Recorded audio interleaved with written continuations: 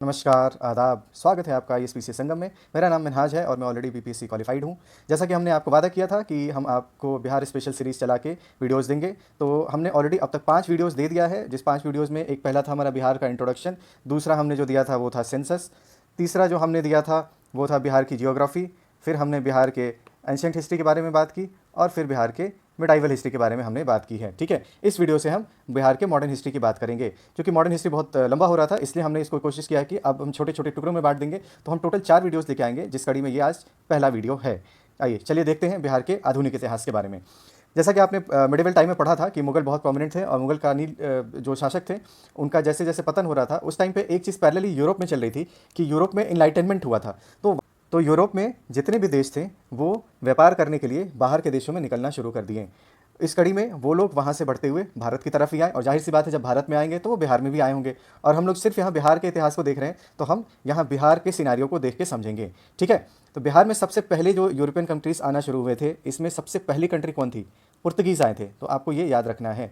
ठीक है, और इन्होंने अपना सेंटर कहाँ बनाया हुआ था? हुगली में। हुगली में ये पायरेसी करते थे। इस पर सवाल भी आया था, पायरेसी का मतलब क्या? अरे किसी दूसरे का जहाज जा रहा है तो उसको पकड़ लिया, लूट लिया। वहाँ बे ऑफ बंगाल में इनकी पूरी गुंडागर्दी चलती थी पुर्तगीज़ की। ठीक है, जो दूसरे यूरोपियन यहाँ आए थे उसमें थे डच, जो कि 1632 ईस्वी में पटना आए और अपनी फैक्ट्री स्टैब्लिश की। देखिए उस टाइम पे फैक्ट्री जो होता था ना, फैक्ट्री का मतलब ऐसा नहीं होता था कि उसके अंदर कोई इक्विपमेंट रखा हुआ है और कोई मैन्युफैक्चरिंग हो रही है। फैक्ट्री का मतलब सिंपल आज के टाइम्स में अगर हम देखें तो वो वेयर हाउस हो गया, है ना। जो वहाँ से सामान अपना लेके आते थे ट्रेड करने के लिए, उसको वहाँ रखा, उसको बेचा और यहाँ से सामान लेके वापस चले गए। ठीक है, फिर तीसरे जो थे वो कौन थे? वो थे इंग्लिश। ठीक है, यानी कि अंग्रेज, जो सबसे लंबे समय तक रुके भी थे। ये वैसे तो आए थे 1620 में, लेकिन ये रुके नहीं पटना में। पहले अपना फैक्ट्री डाला आलमगंज में, और लेकिन एक साल के अंदर ही चले गए, मतलब बहुत लंबे समय तक टिके नहीं। वापस से जब ये आए 1651 में, तब ये टिके। ठीक है, और उस टाइम इन्होंने अपनी फैक्ट्री कहाँ डाली थी? गुलजार बाग में। ठीक है, फिर 1734 में कौन आए? फ्रेंच आए थे पटना में। ये ऑर्डर आप याद रखेंगे। और आखिरी जो यूरोपियन यहाँ पे आए थे 1774 के टाइम पे, वो कौन थे? डेनिश लोग थे, डेन्स। ठीक है, और इन्होंने अपनी फैक्ट्री कहाँ पे शुरू की थी? नेपाली कोठी, पटना में। ठीक, तो अगर आपसे ऑर्डर पूछा जाए तो ऑर्डर को याद रखने का तरीका आपके पास ये है, PDEF। सबसे पहले कौन आए? पुर्तगीज, फिर कौन आए? डच आए, फिर कौन आए? East India company, English. ठीक है, फिर कौन आए? फ्रेंच आए, और सबसे आखिर में कौन आए? डेन्स आए। तो इसमें आपको एक तो ये ऑर्डर याद रखना है कि कौन कब आया पहले, और अपनी फैक्ट्री कहाँ कहाँ इन्होंने स्टैब्लिश की थी, इसका आपको ज्ञान होना चाहिए। इसके आसपास से आपको सवाल मिल जाते हैं। अब इसके बाद से हम देखते हैं उन ट्रैवलर्स के बारे में जिन्होंने पटना के बारे में जिक्र किया है। तो ट्रैवलर्स में जो ट्रैवलर थे, ट्रेवेनियर, इन्होंने पटना को उस टाइम पे बोला था second largest city of Mughal. ठीक है, वैसे ही एक दूसरे ट्रैवलर थे मेनरिक, इन्होंने क्या बोला था? पटना की पॉपुलेशन लगभग 2 लाख है। तीसरे ट्रैवलर का नाम क्या है? पीटर मुंडी। चौथे जॉन मार्शल। ठीक है, तो ये जो ट्रैवलर हैं इनका आप नाम ध्यान रखेंगे कि इन्होंने पटना ये उस टाइम पे आए थे और इन्होंने पटना के बारे में जिक्र किया है। ठीक, इसमें एक और महत्वपूर्ण चीज़ हो जाती है कि जो यूरोपियंस आते थे उस टाइम पे, वो ट्रेड किस चीज़ का करते थे, है ना। जाहिर सी बात है कि जो चीज़ यहाँ पे है उसके बारे में ट्रेड करने का उनको फ़ायदा तो मिलेगा नहीं, है ना। तो ये आइटम्स इंपॉर्टेंट है, जैसे ओपियम है ट्रेड में, फिर क्या है? सॉल्ट पीटर शोरा, फिर क्या है? कपास कॉटन, और क्या है? शुगर। ये सारे आइटम्स थे जिनका वो ट्रेड करते थे पटना से, यानी कि बिहार से। तो ये पूरा पेज जो है, इस पूरे पेज में जितना इन्फॉर्मेशन आपको दिया हुआ है, इससे देखिए बार बार PYQ आया हुआ है, आप इसको देख लेंगे। और इसमें सबसे महत्वपूर्ण क्या? 1632, पिछले 5 साल में 3 PYQ, है ना। कब आए डच, कब आए? तो ये तो इसको आप एकदम घोल के पी जाइए बस। याद कैसे करिएगा? 16 दूना 32। अरे इतना मैथ तो आता ही होगा ना भाई। 10 को मैथ का भी तो सवाल सॉल्व करना है, नहीं आता है तो प्रैक्टिस करना शुरू कर दीजिए। अब सीधे सीधे हम आते हैं बंगाल और बिहार के इतिहास में। देखिए उस टाइम पे क्या था कि बंगाल और बिहार जो है एक ही सूबा हुआ करता था, बल्कि बंगाल बिहार नहीं, बंगाल, बिहार और उड़ीसा। अच्छा, इसमें बंगाल में कौन कौन सा? बंगाल में दोनों, ईस्ट बंगाल जो कि आज का बांग्लादेश है, ठीक है, ये भी था, और आज का जो वेस्ट बंगाल है ये भी था। ये पूरा रीजन जो है एक ही सूबे में आता था, तो इसमें एक ही पॉलिटिकल एक्टिविटी चलते रहती थी। अब देखिए, जैसे कि हमने मेडिवल टाइम पे की हिस्ट्री में पढ़ा था कि कौन थे? मुर्शीद कुली खान। मुर्शीद कुली खान को बंगाल का गवर्नर बनाया था। किसने बनाया था? औरंगजेब ने बनाया था। ठीक है, तो उस टाइम देखिए बेसिकली होता ये था कि जो पावरफुल रूलर होते थे ना, वो अपना किसी एक को गवर्नर बना देते थे। अब प्रैक्टिकल मायने में जो भी गवर्नर हुआ करते थे वो इंडिपेंडेंट होते थे राज करने के लिए, बस उनको जिसके अंडर वो राज कर रहे थे उनको ले जाकर टैक्स देना होता था। मतलब मान लीजिए कि मुर्शीद कुली खान को अगर गवर्नर बनाएगा तो उनके डे टू डे एडमिनिस्ट्रेशन में मुगल्स का बहुत ज़्यादा इंटरफेरेंस नहीं रहेगा। मुर्शीद कुली खान अपना आराम से राज करेंगे, लेकिन उनको जितना भी रेवेन्यू मिलेगा वो टाइमली जाके उनको पहुंचा देंगे। अच्छा, जो अपने आप को इंडिपेंडेंट घोषित करते थे वो क्या करते थे? वो लोग यही बोलते थे कि अब हम आपको टैक्स नहीं देंगे। ठीक है, चलिए, खुर्शीद कुली खान के बाद से जो अगले गवर्नर बने वो इनके वंशज शुजाउद्दीन बने। अब शुजाउद्दीन जब गवर्नर बने तो देखिए अब इतना बड़ा प्रांत था ना, बिहार भी है, बंगाल भी है, उड़ीसा भी है, तो जाहिर सी बात है कि भाई एक आदमी तो उस पर पूरा नज़र नहीं रख पाएगा। तो ये लोग क्या करते थे, अपना एक ना डिप्टी गवर्नर बना लेते थे, ठीक है, और अपने ही सर से बना लेते थे डिप्टी गवर्नर, और बोलते थे मेरे बिहाफ पे तुम उस छोटे एरिया पे राज करो और उससे जो भी टैक्सेस आएगा तुम हमको दोगे, ठीक है। इसी तरीके का एडमिनिस्ट्रेटिव सब डिवीजन उस टाइम पे हुआ करता था। तो जो ये सुजाउद्दीन थे ना, सुजाउद्दीन, इन्होंने बिहार का जो स्पेसिफिक एरिया था, ठीक है, उस बिहार का सूबेदार किसको बनाया था, अलीवर्दी खान को बनाया था। ये इंपॉर्टेंट है, अलीवर्दी खान, ठीक। देखिए सुजाउद्दीन के बाद से जैसे अगले गवर्नर बनते हैं सरफराज, ठीक है, तो सरफराज जाहिर सी बात है जैसे कोई नया इंसान पावर में आता है तो उसको देखने में समझने में टाइम लगता है, वो उसको पावर सेट करने में टाइम लगता है। लेकिन अलीवर्दी खान ऑलरेडी बहुत मजबूत हो चुके थे और ये सूबेदार थे बिहार के, तो इन्होंने अपने आप को इंडिपेंडेंट घोषित कर दिया। अब क्या होगा, अपने आप को इंडिपेंडेंट घोषित करेंगे तो ये लड़ेंगे ना, इनके पार्टी थे ना अलीवर्दी खान, तो सरफराज तो लड़ेंगे ना अलीवर्दी खान से। तो लड़े दोनों, कहाँ लड़े, बैटल ऑफ घरिया में। अब बैटल ऑफ घरिया में जब लड़े तो यहाँ क्या हुआ, यहाँ तो गजब हो गया, अलीवर्दी खान ने सरफराज को ही मार दिया। अब सरफराज को मार दिया तो फिर जाहिर सी बात है कि जो संपूर्ण बिहार, बंगाल और उड़ीसा का प्रांत था ये सब किसके अंडर आ गया, अलीवर्दी खान के अंडर आ गया, ठीक है। अब तो इनको बड़ी टेरिटरी मिल गई, तब छोटा टेरिटरी जो था इनका सिर्फ और सिर्फ बिहार का, ठीक है, वो इन्होंने किसको दे दिया, हैबत जंग को। हैबत जंग को अब क्या कर दिया, सिर्फ और सिर्फ बिहार का सूबेदार बना दिया या डिप्टी गवर्नर बना दिया। और हैबत जंग ये जो है ये बड़े इंपॉर्टेंट हो जाते हैं, क्यों, क्योंकि ये पप्पा थे सिराजुद्दौला के, ये आएंगे बार बार, बहुत इंपॉर्टेंट कैरेक्टर हैं सिराजुद्दौला, ठीक है। चलिए, तो जैसा कि उस टाइम पे रवायत चली रहती आती थी कि गवर्नर है या डिप्टी गवर्नर है, अगर उनकी मृत्यु होती है तो उनके जो वंशज होते थे उनको वो चार्ज दे दिया जाता था। तो जैसे हैबत जंग की मृत्यु होती है तो जो सिराजुद्दौला थे इनको सूबेदार बना दिया जाता है बिहार का उस टाइम पे, ठीक है। अब देखिए क्या होता है, अब जैसे ही अलीवर्दी खान की मृत्यु होती है, अलीवर्दी खान की मृत्यु होते ही सिराजुद्दौला जो है ये अपने आप को असर्ट करते हैं, ठीक है, और बल्कि ये गवर्नर बन भी जाते हैं पूरे रीजन का, किसका, जो बिहार, बंगाल और उड़ीसा था टोटल उसका। तो ये देखिए अब सिराजुद्दौला आ गए पिक्चर में, ठीक है। अब सिराजुद्दौला आ गए और उस टाइम पे ट्रेडिंग चल रही थी, ट्रेडिंग के लिए बहुत सारी कंपनीज यहाँ पे आती थी, तो जाहिर सी बात है यहाँ के जो लोकल रूलर हैं उनकी नीतियों से उनको फ़र्क पड़ता था, और जो उनको फ़र्क पड़ता था तो उनकी तरफ से भी रिटालिएशन होता था। और ऐसी ही कुछ जो है घटनाएं इस तरीके छोटी मोटी वो इनके बीच में रही, सिराजुद्दौला के और अंग्रेज़ों के बीच में रही। तो फाइनली दोनों खुल के एक मैदान में आ गए। अंग्रेज़ों को सिराजुद्दौला की नीतियों से समस्या हो रही थी, तो फाइनली हुआ कि अब हम मैदान में आ जाते हैं, अब हम लड़ेंगे। तो ये लड़ाई हुई, कौन सी लड़ाई हुई, बैटल ऑफ पलासी, बहुत महत्वपूर्ण, ठीक है। ये डेट और इसका नाम किसके किसके बीच में हुई, ठीक है, ये बहुत महत्वपूर्ण, इसको आप याद रखेंगे। अब इसमें हुआ क्या, सिराजुद्दौला की हार हो गई। ये कैसे हार हो गई, जो इनके मिलिट्री कमांडर थे मीर जाफ़र, ठीक है, इनको अंग्रेज़ों ने अपने पास मिला लिया था, तो इन्होंने इनका सपोर्ट उस तरीके से रहा नहीं, तो सिराजुद्दौला जो है बैटल ऑफ पलासी में हार गए, ठीक। अब जब ये हार गए और मीर जाफ़र ने इनको अपना सपोर्ट दिया हुआ था, तो मीर जाफ़र को अंग्रेज़ों ने क्या किया, नया गवर्नर बना दिया इस पूरे रीजन का, बिहार, बंगाल और उड़ीसा का, ठीक है। मीर जाफ़र आ गए पिक्चर में। और फिर जब इन्होंने देखा कि मीर जाफ़र की तरफ से रेसिस्टेंस मिल रहा है, ये अंग्रेज़ी नीतियों का विरोध कर रहे थे, तो फिर इन्होंने मीर कासिम को बना दिया था, जो इन्हीं के ही वंशज थे। फिर क्या हुआ कि मीर कासिम जो थे वो मीर जाफ़र से ज़्यादा एस्पिरेशनल निकल गए। अब ये अंग्रेज़ के खिलाफ और ज़्यादा मतलब विद्रोही होना शुरू हो गए, और इन्होंने क्या करा, बल्कि अपना कैपिटल जो है ना उस कैपिटल को शिफ्ट करके ये मुंगेर लेके चले गए, कलकत्ता के आसपास से हटा के इसको मुंगेर लेके चले गए। वो नहीं चाहते थे कि अंग्रेज़ों का उनके राज्य में कोई बहुत ज़्यादा इंटरफेरेंस हो। तो जैसे ये मुंगेर लेके जाते हैं, अब अंग्रेज़ों को ये सारी बात अच्छी नहीं लगती है, फिर वो ज़बरदस्ती उनको हटा के मीर जाफ़र को वापस से नवाब बना देते हैं, ठीक है। अब चूंकि ये बहुत ज़्यादा एस्पिरेशनल थे और बहुत एग्रेसिव थे मीर कासिम साहब, तो उनको ये बात बिल्कुल अच्छी नहीं लगी। अब जब ये यहाँ से निकले तो ये भाग के कहाँ चले गए, देखिए अब जब अंग्रेज़ों के साथ इनकी लड़ाई चली थी तो ये यहाँ से निकले और ये कहाँ चले गए, जो अवध के नवाब हुआ करते थे शुजाउद्दौला, उनके यहाँ चले गए। अब उनके यहाँ इनकी मीटिंग हुई कि भाई अंग्रेज़ से देखिए हमें खतरा है, हो सकता है कि कल हो के आपको खतरा हो। और इस बीच इनकी बात शाह आलम द्वितीय से हुई। शाह आलम द्वितीय कौन थे, ये इस टाइम मुगलिया नवाब थे, ठीक है। तो इनको लगा कि अगर इस तरीके से अंग्रेज़ों का एक्सपेंशन होते रहा तो ये मुगलों के लिए भी खतरा है, मुगलों का एक जो गौरवशाली इतिहास था उसके लिए भी खतरा है। तो इन तीनों ने मिलकर प्लान बनाया कि अब हम लोग मिलकर अंग्रेज़ों से लड़ेंगे ताकि हमको हराया जा सके, ठीक है। तो मीर कासिम, शाह आलम द्वितीय और शुजाउद्दौला, ये तीनों मिलकर लड़ते हैं अंग्रेज़ों से। अंग्रेज़ों की तरफ से कौन थे, हेक्टर मिनरो थे, ठीक है। और ये लड़ाई कहाँ होती है, बक्सर में होती है, बहुत इंपॉर्टेंट, बैटल ऑफ बक्सर 22 अक्टूबर 1764 को ये लड़ाई होती है, जिसने पूरे भारत का पॉलिटिकल सिनेरियो चेंज कर दिया, ठीक है। और इसमें भी क्या होता है, ड्रामेटिकली इंग्लिश लोग जो हैं वो जीत जाते हैं। आप समझिए एक झटके में पूरा नॉर्थ बिहार नहीं बल्कि पूरा का पूरा नॉर्थ इंडिया एक झटके में किसी एक विदेशी ताकत के हाथ में चला जाता है।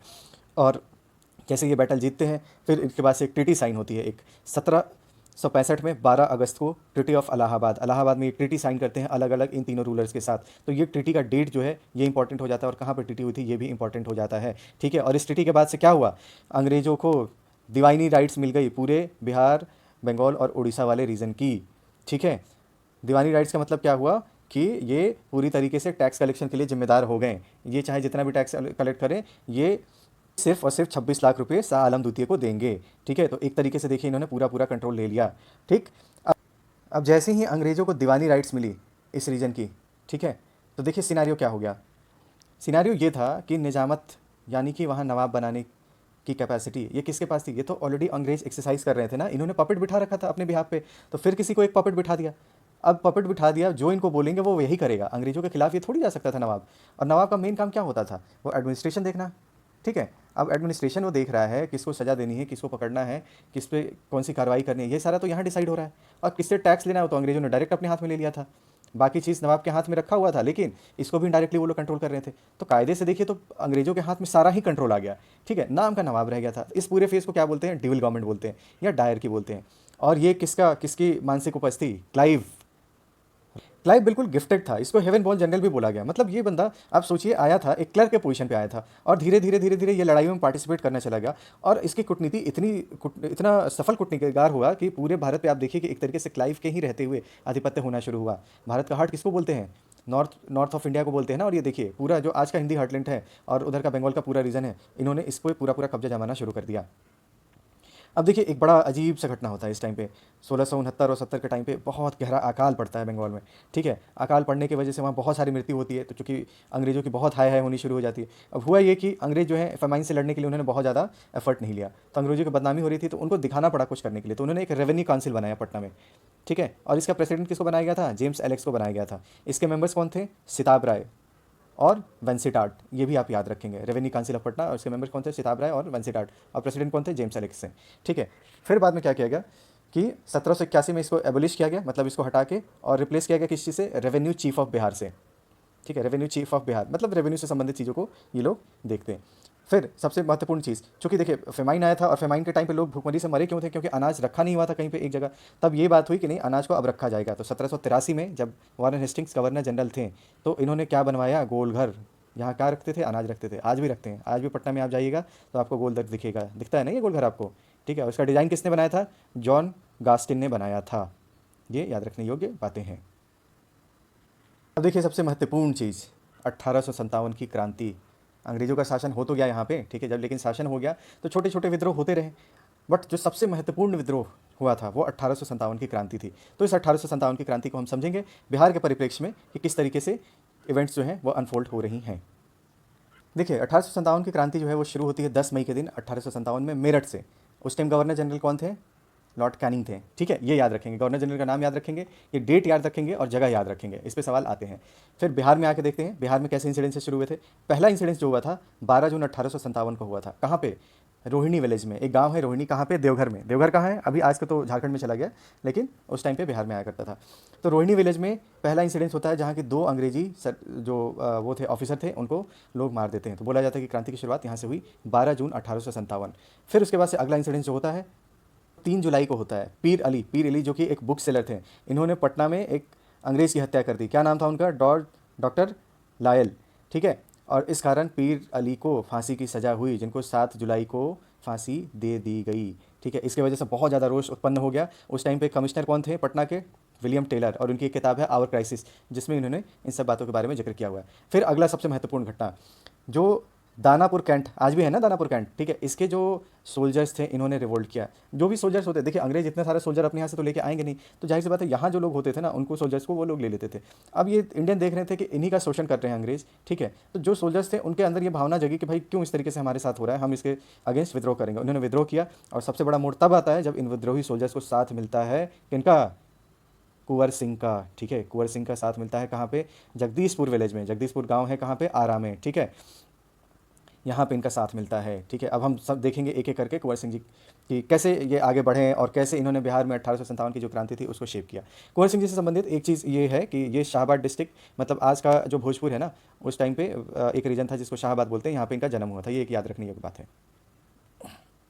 अब देखिए, दानापुर कैंट के जो विद्रोही सोल्जर्स थे, उनको जैसे ही कुंवर सिंह जी का साथ मिलता है, ठीक है, तो कुंवर सिंह जी की लड़ाई किससे होती है? अंग्रेजी जो जनरल थे एक मेजर आयर सिंह की लड़ाई होती है। कहाँ पे? इसको बैटल ऑफ बीबीगंज बोलते हैं। बैटल ऑफ बीबीगंज में हालांकि कुंवर सिंह बहुत अच्छे से लड़े, लेकिन ये हार जाते हैं। हारने के बाद से ये यहाँ से निकलते हैं और अंग्रेज़ों से छुप छुप के रहते हैं। तो ये जगह जगह जाते हैं, जैसे रेवा गए, बांदा गए, कल्पी गए, ठीक है। फाइनली जब ग्वालियर ये पहुंचते हैं, तो ग्वालियर में जो ट्रूप्स थे तात्या तोपे के अंडर, ठीक है, ये भी विद्रोह कर रहे थे, तो ग्वालियर में ये तात्या तोपे के साथ हो लेते हैं और जो अंग्रेजी शासन थे उस टाइम पे, उसके खिलाफ ये विद्रोह करते हैं। फिर इसके बाद से ये कानपुर पहुंचते हैं और नाना साहब का साथ देते हैं। यहाँ होता है बैटल ऑफ कानपुर, जहाँ ये नाना साहब के साथ अंग्रेजों के खिलाफ लड़ते हैं, लेकिन यहाँ पे नाना साहब की हार हो जाती है। फिर इसके बाद ये लखनऊ की तरफ बढ़ते हैं, जहाँ इनको बहुत सम्मान मिलता है जो लखनऊ के शाह थे उनसे। फिर ये लखनऊ होते हुए आजमगढ़ की तरफ बढ़ते हैं। आजमगढ़ से फिर ये पहुँचते हैं गाज़ीपुर में। गाज़ीपुर में इनकी बहुत ही खतरनाक लड़ाई होती है, किससे? डगलस से, ठीक है। डगलस से इनकी लड़ाई होती है और इसमें इनका एक हाथ जो है वो भी कट जाता है, इनका एक आर्म लॉस हो जाता है। फिर भी बहुत हिम्मत दिखाते हैं ये और गंगा नदी पार करते हुए वापस पहुँचते हैं कहाँ? जगदीशपुर, ठीक है, जहाँ से इन्होंने क्रांति की अपनी शुरुआत करी थी। और जगदीशपुर पहुँच के जो एक अंग्रेजी ऑफिसर थे ली ग्रांट, इससे बहुत वीरतापूर्वक ये लड़ते हैं और जीत हासिल करते हैं। किस दिन? 23 अप्रैल को, ठीक है। इसलिए 23 अप्रैल को हम लोग क्या मनाते हैं? 23 अप्रैल को क्या मनाते हैं? वीर कुंवर सिंह जयंती, ठीक है। सरकारी छुट्टी भी रहता है, बिहार का कैलेंडर उठा के देखिएगा, आपको दिखेगा वीर कुंवर सिंह जयंती 23 अप्रैल के दिन मनाया जाता है। तो फिर लेकिन होता यह है कि ये बहुत ज़्यादा उसमें घायल हो चुके थे, इसके वजह से 3 दिन के बाद ही इनकी मृत्यु हो जाती है और इनके मृत्यु के बाद से जो इनके भाई थे अमर सिंह, वो इस विद्रोह का कमान संभालते हैं। तो ये आज मॉडर्न हिस्ट्री ऑफ बिहार का पहला लेक्चर था, जिसमें हमने देखा कि कौन कौन से यूरोपियंस बिहार में आए और उसका हमने सीक्वेंस समझा, वो आपके लिए इंपॉर्टेंट है। और 16 दूना 32 डच, ये बहुत इंपॉर्टेंट है, पिछले 5 साल में 3 बार सवाल पूछा गया, उसको आप याद रखेंगे। हमने वो देखा। फिर उसके बाद से मेजर जो चीज़ हमने देखी वो किस तरीके से अंग्रेजी शासन जो है वो भारत पे धीरे धीरे अपना आधिपत्य उन्होंने जमाया और उससे संबंधित जो भी बैटल्स थी उसके बारे में हमने देखा। और फिर हमने देखा 1857 की क्रांति। 1857 की क्रांति में सबसे महत्वपूर्ण वीर कुंवर सिंह जी, इनका योगदान हमने देखा। आगे आने वाले सीरीज़ में हम बाकी जो घटनाएं हैं उनके बारे में समझेंगे।